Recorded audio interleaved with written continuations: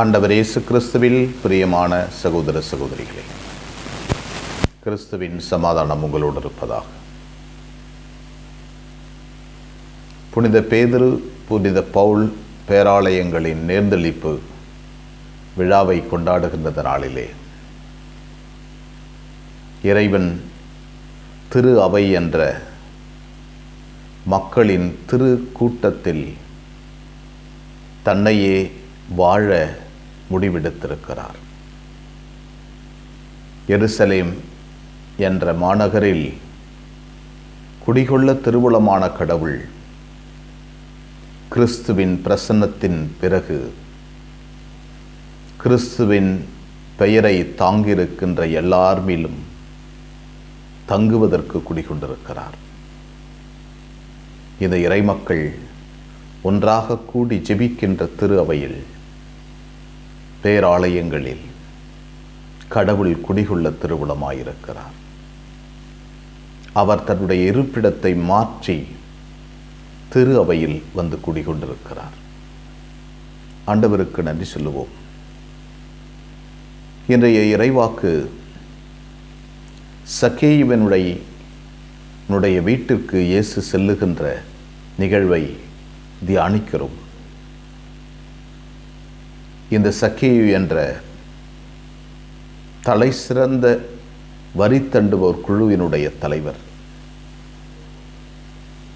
இயேசுவை பார்க்க ஓடுகிறார். இயேசுவும் அவரை பார்க்கிறார். அவனுடைய பாவம் மன்னிக்கப்படுகிறது. அந்த மனிதன் மீட்கப்படுகிறார். ஆபிரகாமினுடைய மகனாக மாறுகிறார். இன்றும் ஏராளமான சக்கேயுக்கள் அவரைப் போலவே நாமும் வாழ்கிறோம்.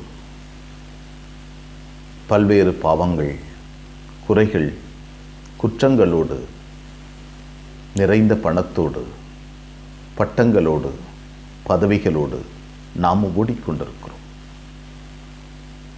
ஆனால் இயேசுவை பார்க்கிற ஆர்வம் இருக்கிறதா என்றால், விதை விதைப்பவனுடைய ஊமையில் ஆண்டவர் சொல்லுவது போல, உலக மாயையும் செல்வ கவர்ச்சியும் வார்த்தையை நெருக்க அவை செத்து போய்விடுகிறது.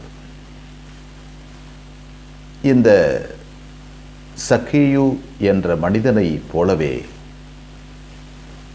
ஏராளமான சொத்தும் பணமும் பட்டமும்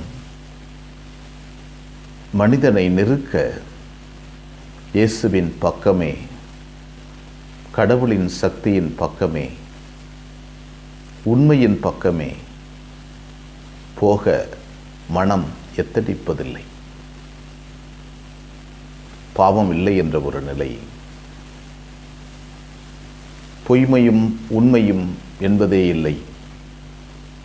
எல்லாம் அரசியல், சாதுரியம், புத்திசாலித்தனம், சாணக்கியத்தனம் என்று சொல்லிக்கொண்டு பல்வேறு வார்த்தைகளில் தன்னையே நியாயப்படுத்தி கொண்டிருக்கின்ற ஏராளமான சக்கேயுக்கள் என்று உண்டு. அவர்கள் ஏராளம் ஏராளம். இயேசுவை பார்ப்பதற்கு இந்த மனிதன் போகவில்லை என்றால், சக்கேயு என்ற ஒரு மனிதன் உலகத்திற்கு தெம்பிட்டிருக்க மாட்டார். இயேசுவை பார்த்ததனால் அந்த மனிதன் எல்லா இடங்களிலும் தெரியப்படுகின்ற மனிதனாய் மாறுகிறான். இயேசுவை நாமும் பார்த்தால் இயேசு நம்மை பார்ப்பார். இயேசுவினுடைய கண்களுக்கு நாம் தெரிய வேண்டும். அவர் கண்களுக்கு தெரிகின்ற அளவில் நாம் நிற்க வேண்டும். அவர் நம்மை தேடிக்கொண்டே இருக்கிறார். நமக்காக காத்திருக்கிறார். நம்முடைய ஒத்துழைப்புக்காக காத்திருக்கிறார். தன்னுடைய அருளுக்கு மேல் கொடுப்பதற்காக காத்திருக்கிறார். நாம் எவ்வாறு பதில் சொல்லுகிறோம்? ஜெபிப்போம். எங்களை நேசிக்கின்ற விண்ணக தந்தையே, உம்மை போற்றுகிறோம். இந்த அற்புதமான நாளுக்காக நன்றி சொல்கிறோம். ஆண்டவரே,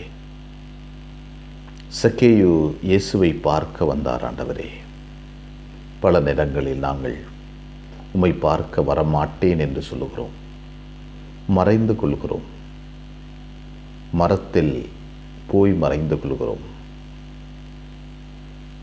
எங்கே இருக்கிறாய் என்று நீர் கேட்கின்ற போது உமக்கு பயந்து நாங்கள் ஒளிந்து கொண்டிருக்கிறோம் என்று சொல்லிக் கொண்டிருக்கிறோம். ஆண்டவரே, மரத்தில் ஏறி நின்று உம்மை பார்க்க அல்ல, மரத்தின் சந்தில் நாங்கள் ஒளிந்து கொண்டிருக்கிறோம்.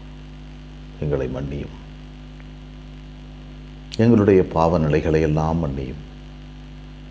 அதன் மூலமாக உம் பிரசன்னத்தின் நாளும் அமர்ந்து உம்முடைய மேசையில் அமர்ந்து சந்தோஷமாய் விருந்துண்ணவும், அதன் மூலமாக நாங்கள் மனம் மாறிவிட்டோம் என்ற செய்தியை ஊருக்கும் உலகத்திற்கும் அறிவிக்க எங்களுக்கு வரம் தாரும்.